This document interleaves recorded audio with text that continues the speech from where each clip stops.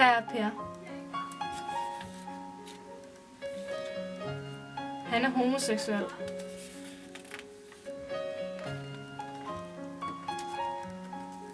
Du kan ikke se det på ham.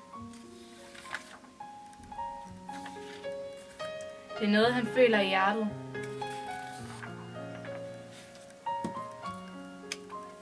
Han vidste ikke, før han var over 18.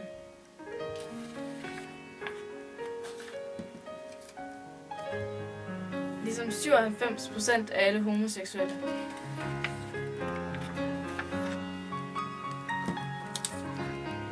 Per har en kæreste.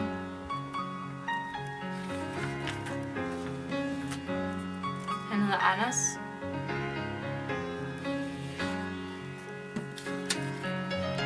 Anders tør ikke holde i hånd med Per i det offentlige rum.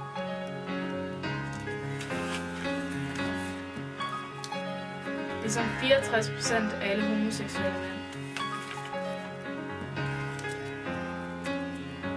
Per og Anders er lige blevet gift.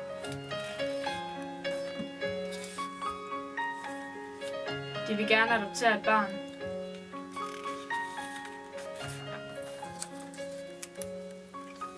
Men ingen vil give dem et.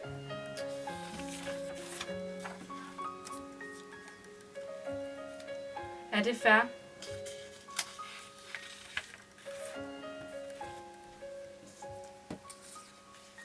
Per og Anders overlever og håber, det ændrer sig snart, men burde de ikke behandles ligesom dig? Respekter forskellighederne. Du mister ikke noget.